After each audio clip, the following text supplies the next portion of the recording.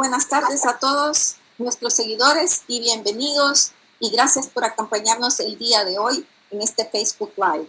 Soy Gabriela Galvez y hoy conoceremos la historia inspiradora de servicio de Elvis Rivera, uno de nuestros becarios Fulbright, quien ha combinado la tecnología con el reciclaje para mantener seguro al personal médico en la lucha contra el COVID-19 en Cucuyagua, San Pedro de Copán y comunidades aledañas.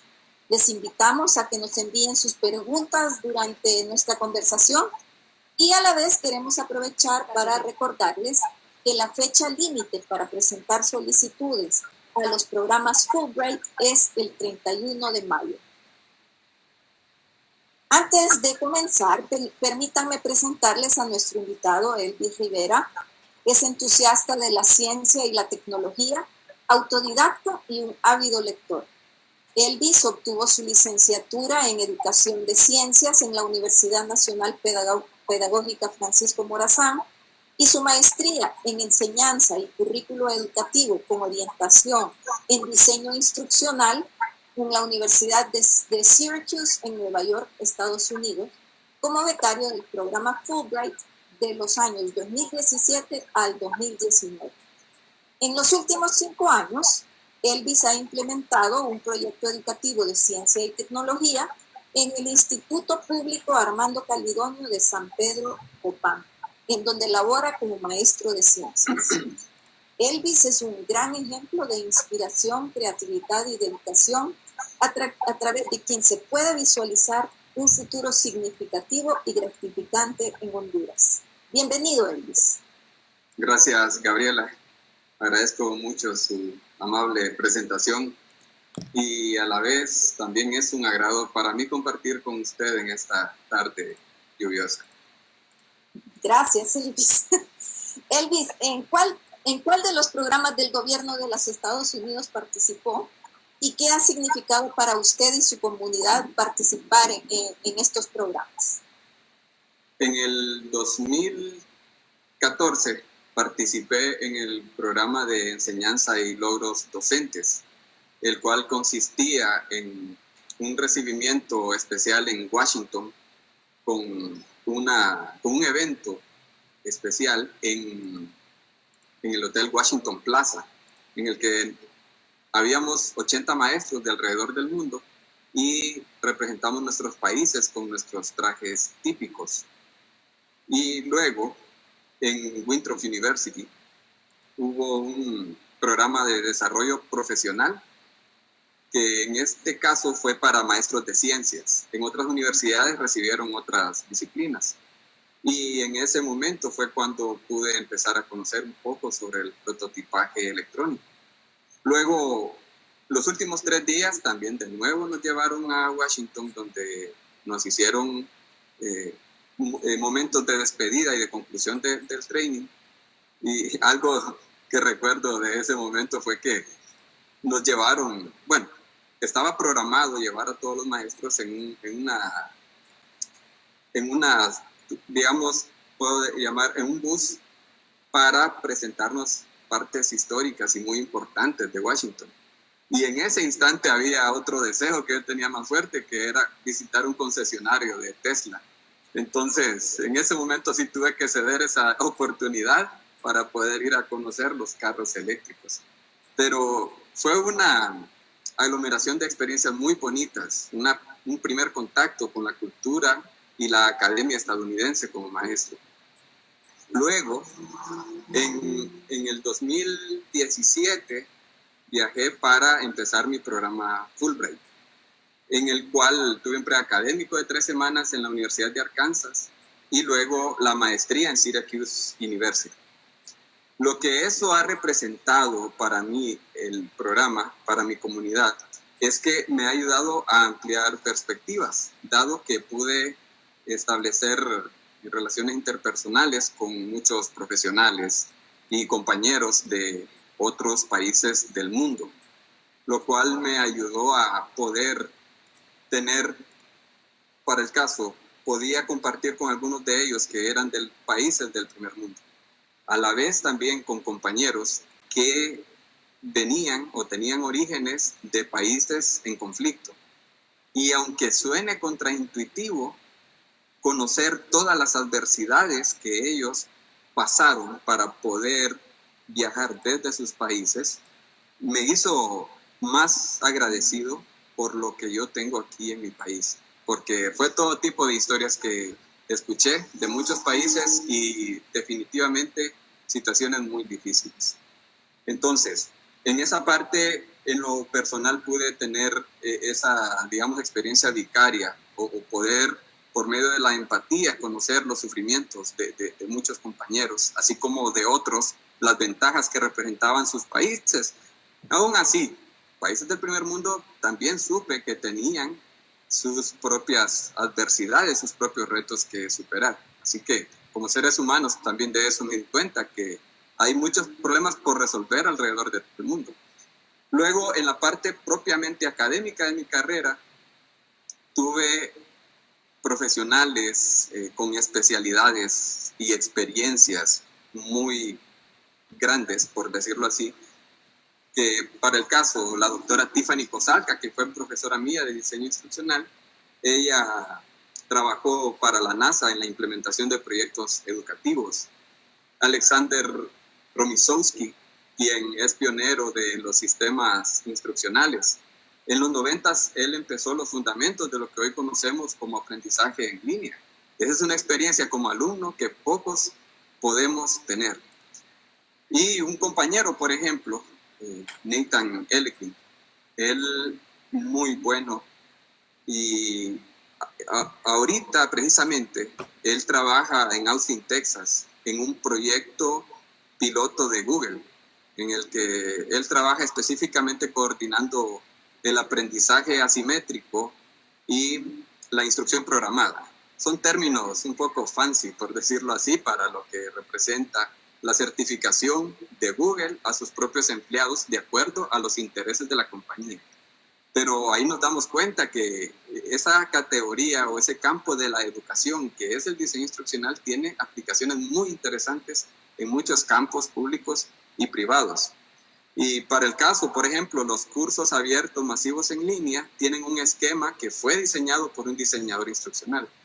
Los sistemas de gestión del aprendizaje como Blackboard, Google Classroom o Canvas, que se utilizan mucho en escuelas y universidades, esos también son diseñados, valga la redundancia, por un diseñador instruccional. Entonces, en resumen, con el TEA fue un primer contacto y empezaron mis inquietudes profesionales, y luego con Fulbright pude consumar todas esas inquietudes, de modo que pude obtener una visión holística, una visión profesional holística e integradora que me lleva mis perspectivas más allá del aula de clase. Gracias, Elvis. Obviamente, experiencias muy enriquecedoras, oportunidades únicas también. Elvis, entiendo que durante su participación en el programa Fulbright pudo asistir a un seminario de innovación de salud global que inspiró en gran manera el proyecto para crear las mascarillas 3D. ¿Nos puede contar más sobre esta experiencia y sobre su proyecto? En el programa Fulbright se dan oportunidades de recibir seminarios en especialidades variadas. Algunas son para la industria, otras en el área médica, que fue a la que yo aspiré, otras en leyes. De acuerdo a lo que el estudiante Fulbright guste o la especialidad que esté estudiando, el estudiante puede aplicar y argumentar por qué quiere ir a ese seminario. A la vez, esa es una competencia dentro del programa Fulbright. Eso quiere decir que el hecho que uno aplique no es que va a ser elegido. Entonces, yo hice mi aplicación e hice mi argumento, dado que yo he tenido siempre un interés bastante intrínseco, digamos, una motivación intrínseca hacia la salud, dado que soy maestro de ciencias y toda la vida me ha interesado enseñar los conceptos de ciencias y las clases mismas orientadas a las aplicaciones reales en la vida práctica. Puede ser ingeniería o puede ser medicina. Entonces, en este caso, la medicina me llamó mucho la atención y fue un seminario inmersivo de 3 días en la Universidad Estatal de Georgia en Atlanta, donde también se encuentra el Centro de Control de Enfermedades de Estados Unidos. Y de esa experiencia, lo mejor que pude obtener fue un discurso, una cátedra muy especial de parte del doctor William Foege, quien es recipiente de la Medalla de Honor Presidencial de Estados Unidos y quien lideró el equipo para erradicar la viruela en los años 70 y 80 en Pakistán e India. En ese momento, recibir de él esa cátedra de vida profesional, de vida académica, de la vida misma, si podemos llamarlo así, fue algo que fue una sola noche, pero tiene un impacto a muy largo plazo para mi persona. Él mencionaba, por ejemplo, cómo en política, en religión, en economía, la certidumbre era el talón de Aquiles, es decir, la debilidad, y es algo muy cierto. Entonces, me gustó porque él de hecho es una persona que va todos los domingos a la iglesia. Y él, en ese caso, en ese discurso, pudo separar cualquier cosa que representara un sesgo y lo hizo totalmente racional, pero con una empatía, con una humanidad que se podía percibir en el ambiente. Una experiencia como pocas. Entonces, él nos dio un libro que se llama La Casa en Llamas. Me gustó mucho porque cuenta su experiencia y para el caso, él arriesgó su vida para poder ayudar a erradicar la viruela, no solo por exponerse a la enfermedad. Cuando uno escucha viruela, uno se imagina algo de repente suave como la varicela, pero es una enfermedad pero muy violenta con el ser humano. Las personas mueren en circunstancias muy difíciles. Y en una ocasión, por ejemplo, él viajaba seguido entre Estados Unidos e India y Pakistán. En una ocasión que él llegó a India, ellos sufrieron una emboscada por parte de un grupo criminal en India. Y en ese momento, él estaba con mucho temor porque su esposa, sus hijos, estaban en el carro y él salió a afrontar al grupo criminal que en ese momento les detuvo. Él tuvo la osadía, dentro de su propio nerviosismo, tuvo la osadía de pedirles ayuda para mapear el grado de infección en los barrios de esa ciudad. Y él les dijo, es que yo me estoy dedicando a erradicar la viruela. Y algo muy interesante es que uno de los muchachos que estaba en ese grupo le dice, yo tengo un primo que tiene viruela. Y en ese momento, algo muy, muy interesante es que él convirtió lo que en ese momento fue una amenaza en una oportunidad para avanzar su agenda en pro de la humanidad. Algo muy importante. Y otra cosa que también me gustó bastante es que ellos introdujeron una innovación simple, pero efectiva. Y fue que, como ustedes saben, cuando uno va a ser vacunado, hay que medir la cantidad de medicamento líquido que hay que inyectar. Pero eso a ellos les estaba llevando mucho tiempo y la enfermedad les estaba ganando la carrera. Y ellos introdujeron una innovación que consistió en la llamada aguja bifurcada. Para entender la bifurcación, por ejemplo, un cubierto de carne que solo tiene dos proyecciones metálicas, así más o menos, solo que esa es recta, esa aguja tiene esa forma al final, en la punta. No es un cilindro, las agujas que conocemos normalmente es un cilindro donde pasa un líquido con un corte transversal, un corte en diagonal para que entre en la piel. Esa bifurcada solo tenía dos puntas muy finitas y un agujero central como un arco, y la dosis exacta, dadas las propiedades del agua, dado que el medicamento era líquido basado en agua, la dosis exacta quedaba atrapada en esa bifurcación. Entonces, ¿qué pasó? Por el proceso, ¿cómo se hizo después? Se sumergía en líquido la aguja bifurcada, se inyectaba, descartar, repetir. Pero fue tan rápido que en poco tiempo pudieron vacunar 200 millones de personas. Entonces, eso me inspiró bastante, dado que si nosotros podemos poner nuestras capacidades mentales en pro de la resolución de problemas, entonces las disciplinas académicas que nosotros hemos estudiado han valido la pena el esfuerzo. Pero cuéntenos entonces de su proyecto de las mascarillas. Bueno, en el caso de las mascarillas, Perdón, creo que me emocioné un poquito hablando de la vida y obra del doctor Fueyi. En cuanto a las mascarillas, resulta que yo estaba viendo las noticias, recién empezó el problema del COVID-19 aquí con la cuarentena. Yo empecé viendo que Stony Brook, una universidad de la ciudad de Nueva York, bueno, cercana a la ciudad de Nueva York, empezaron a hacer mascarillas con impresión 3D. Luego noté que en Guatemala lo estaban haciendo y después la UTH aquí en San Pedro Sula. Y empecé a ver cómo era el diseño, cómo hacerlo. En esa parte sí tuve que aplicar un poco la parte autodidacta porque no tenía una idea clara de cómo hacer el diseño de ese archivo 3D. Y la verdad, al final valió la pena y pude crear las diademas. Pero al inicio, pude crear una diadema, pero la misma me llevaba 5 horas para que la impresora pudiera elaborarla. Estas impresoras, las que normalmente uno puede acceder en el mercado, son de producción de prototipo, porque luego están las de producción en serie y esas producen muchas unidades por minuto, si es posible. Luego encontré un diseño, pude hacer un diseño más eficiente que ya solo me llevaba 2 horas.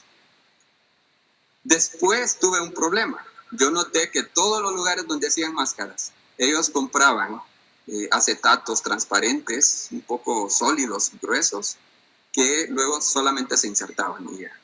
Y en mi caso personal, acá, no habían acetatos aquí en mi pueblo. Sí habían de otros colores, pero nosotros sabemos que lo transparente, claro, era lo necesario para los maestros, solo habían de colores. O si habían gruesos, eran texturizados, transparentes. En Cucuyagua, en San Pedro Copán, en Santa Rosa no pude encontrar nada. En Corquín busqué y tampoco, por medio de llamadas telefónicas. Con el tiempo y pensando una y otra vez, se me ocurrió que las botellas plásticas de 3 litros de Coca-Cola, noté que eran lisas y podían servir. Entonces, de ahí fue que rápido se me vino la idea y empecé a buscar. En algún momento me tocó andar hurgando basureros para poder conseguir las botellas. Pero luego cuando las corté, fue satisfactorio ver que incluso tenían más solidez, un poquito más solidez que las hojas de acetato. Y de esa manera sí ya pude hacer varias máscaras para poder suplir a la totalidad del personal médico en San Pedro Copán, en el casco urbano de Cucuyagua, algunos empleados del Hospital de Occidente y aldeas cercanas a San Pedro Copán. Hubo una cobertura bastante buena en ese aspecto. Y las máscaras, por su naturaleza, son reutilizables, así que eso va a servir por mucho tiempo. Gracias, Elvis.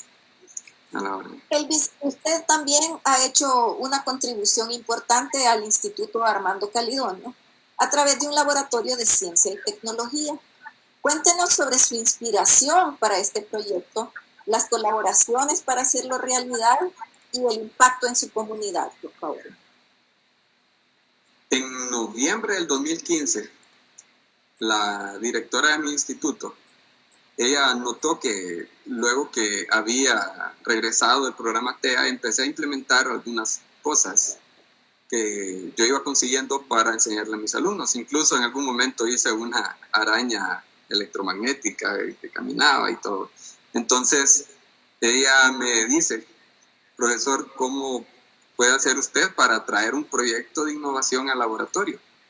Entonces, cuando ella me habló de esa manera, en ese instante yo sentí que esa pregunta fue una interrogante retórica, no por la intención de ella en la interrogante, sino en las circunstancias que uno vive en el sistema educativo público, dado que hacer eso requiere una inversión bastante grande.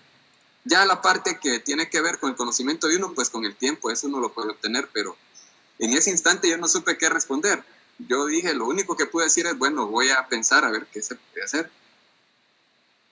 Los fundamentos sobre tecnología educativa que yo tuve en el programa TEA me ayudaron a por lo menos darle forma a una idea previa en los siguientes días del mes de noviembre de 2015. Para febrero del 2016, yo ya tenía una idea clara, ya tenía de hecho un proyecto, una propuesta de proyecto sólida.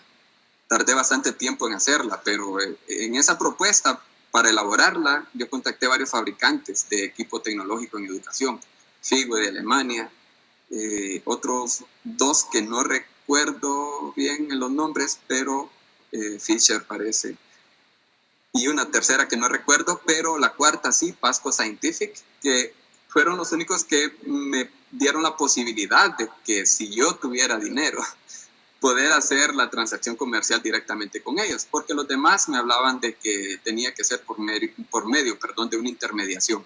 Nosotros sabemos que en la intermediación los costos se van a las nubes. Entonces, elaboré esa propuesta. La misma fue bastante ambiciosa para el medio en el que vivimos, porque esa propuesta aspiraba a $35,000. Desde ese mes de febrero, pasé varios meses tocando puertas en ONGs, en entidades públicas y privadas, oficinas de responsabilidad social. Y la respuesta normal era no. Yo estaba tan acostumbrado que yo llegaba a tocar otra puerta y sabía que me iban a decir que no. Luego, en agosto de ese año, la alcaldía municipal, al saber sobre mi idea, me propusieron enlazarme con una fundación de Estados Unidos que ya había ayudado previamente en el municipio de San Pedro Copán. Pues mandaron el PDF y ellos, cuando vieron la propuesta, les pareció mucho porque era parte de ciencia y tecnología en educación y ofrecieron una cantidad simbólica inicial bastante buena, que junto con una contraparte de la alcaldía, eso llegó a ser poco más del 10% de mi aspiración original. Luego, a todo esto, yo estaba aplicando, por cierto, al programa Fulbright, pero yo todo el tiempo tuve la convicción de que iba a estudiar una maestría en el campo de la educación, pensando en regresar a mi país para poder aplicar los conocimientos adquiridos. Y cuando yo estaba haciendo el proyecto, estaba pensando, me voy, Dios permita sea aceptado, luego regreso y aplico. Cuando yo ya estaba en Estados Unidos, gracias a la enorme oportunidad que representa el programa Fulbright de irse y estudiar presencialmente en Estados Unidos, yo viajé a Alexandria, Virginia, que es donde está basada la fundación llamada Celtino, que fue fundada por Jesús Medrano, un ejecutivo de ciberseguridad en Washington, y Bonnie Rideout, quien es una reconocida violinista de música tradicional escocesa en Estados Unidos. Viajé explícitamente a decir gracias por apoyarme con mi proyecto en Honduras.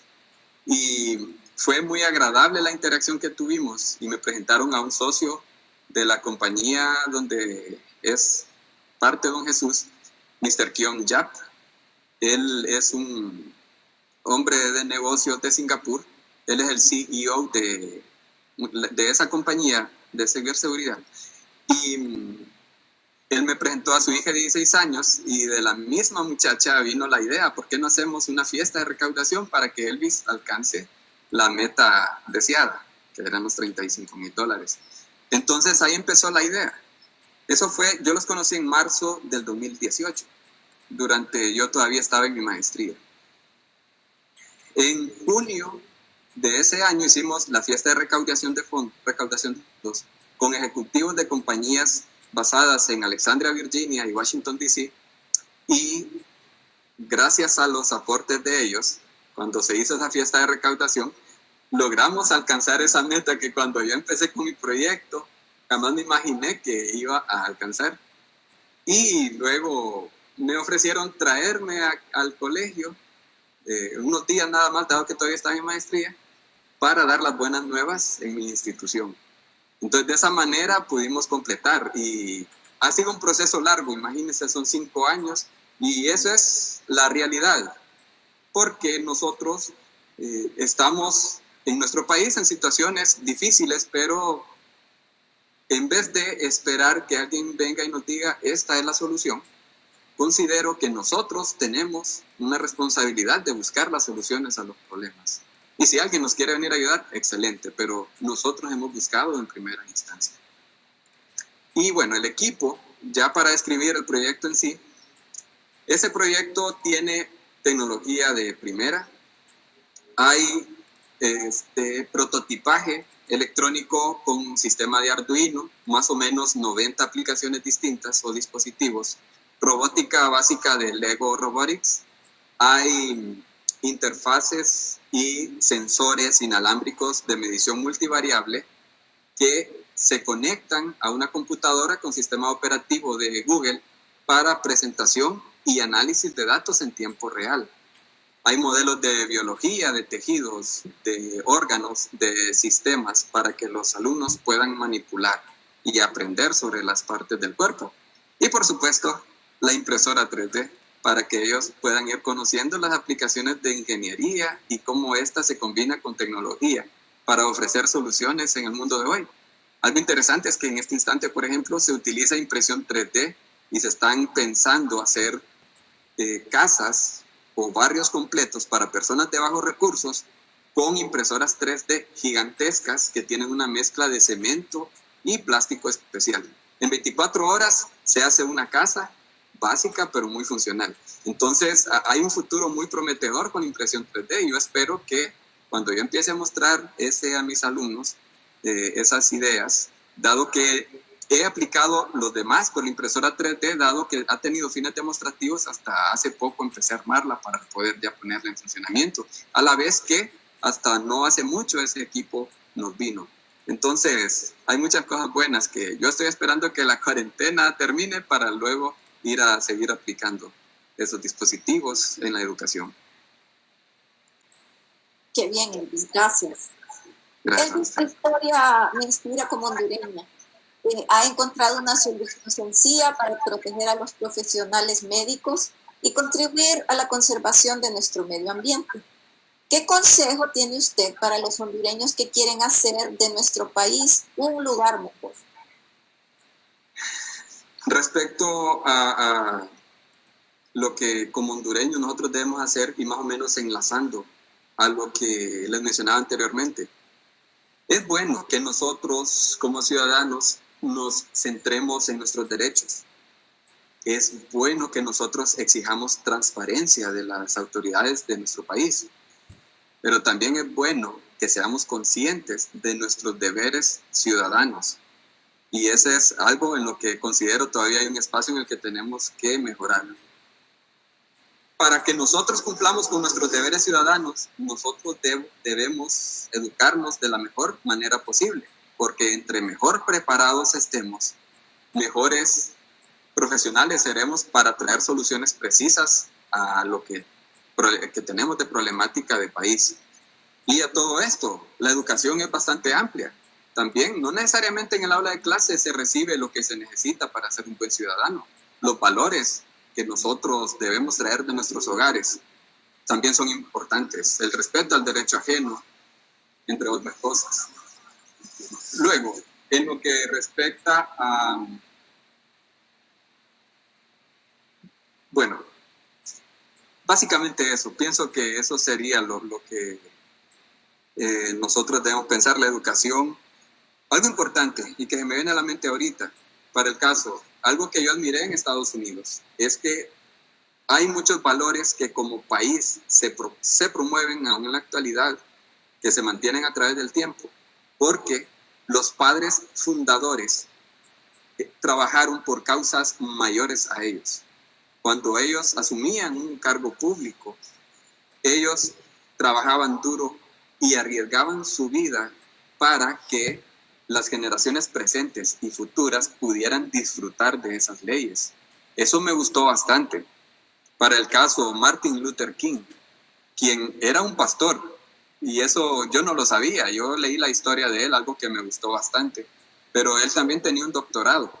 Él combinó su grado académico con la parte espiritual para traer el cambio y que se respetaran los derechos de las personas afrodescendientes en Estados Unidos.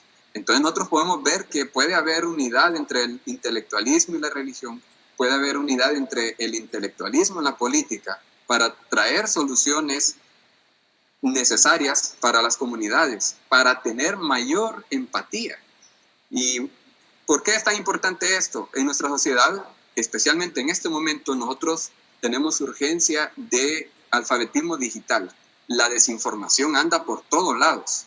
Entonces eso nos lleva a polarización política y de todo tipo, lo que no nos ayuda a tener una conversación donde nosotros podamos cambiar nuestras perspectivas de acuerdo a las evidencias presentadas.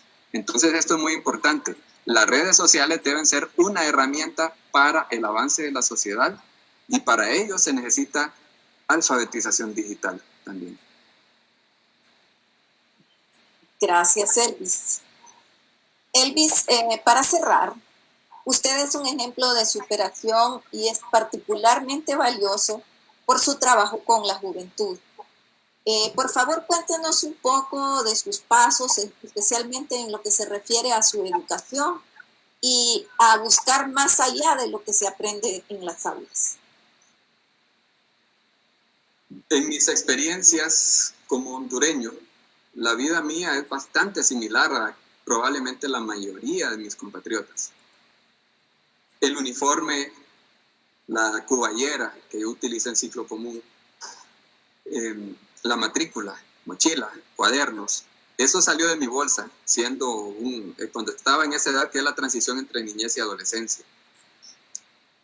Yo trabajaba en diciembre y enero y el dinero que ganaba lo ahorraba para correr con todos esos gastos. Y mi familia me educó de manera tal que yo iba a financiar mi propia educación y lo que me hiciera falta me lo iban a dar. Ya si en agosto se me terminaban mis ahorros, pues lo que hiciera falta me lo daban. Conocí lo que representó echarme una bolsa de cemento en mis espaldas, una cubeta de capacidad de 5 galones llena de concreto para llevarla de la mezcladora al empastillado, que son las cunetas de concreto que se hacen en la pavimentación. Cuando se pavimentó de Cupuyagua a Corquín, hice eso. También corté café en varias zonas montañosas de Cupuyagua, San Pedro Copán, y alguna parte de Corquín y un municipio de Ocotepeque.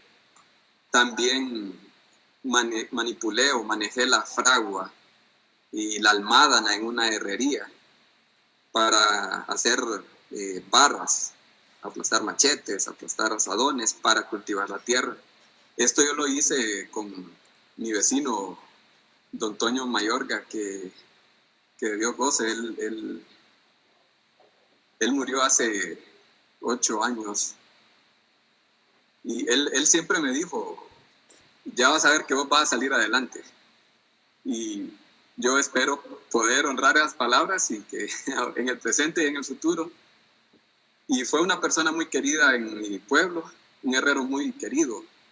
Sin embargo, él fue tan buena persona. Yo, en lo personal, me gustó ver una figura paterna en él. Y agradezco a él la oportunidad de trabajo que me dio en aquel momento. Fue muy bonito poder trabajar lo que nuestra tradición ha representado, poder forjar las herramientas para el cultivo de la tierra. Son oportunidades que muy pocos podemos tener. Luego pues ya saqué comercio y empecé a trabajar, a estudiar, pero ya las circunstancias eran distintas. Ya tenía un sueldo grande y ya podía yo aspirar a los grados universitarios. Pero los orígenes fueron bastante importantes para poder definir lo que soy ahora. Gracias, Elvis. No hemos recibido preguntas, así que, bueno, pues le agradecemos mucho por acompañarnos hoy, por compartir sus experiencias y sus conocimientos con nuestros seguidores. De parte de todos aquí en la Embajada, le agradezco por todo su trabajo para poner al servicio de los demás y de su comunidad su conocimiento y experiencias adquiridos durante sus intercambios. A través de las ciencias y de su trabajo como maestro, está inspirando a la juventud hondureña a ver un futuro aquí, a que vean su futuro aquí en Honduras y a construirlo para sí mismos y para otros. Usted nos inspira como catracho de éxito y lo felicitamos por su compromiso para crear un mejor futuro en Honduras. A nuestros estimados seguidores, muchas gracias por su participación. Y les invitamos a compartir en los comentarios lo que ustedes están haciendo para ayudar a sus comunidades durante este tiempo difícil y así inspirar a otros con sus historias. Los esperamos el 5 de junio para otra historia de Catrachos de Éxito. Que pasen muy feliz tarde. Muchas gracias.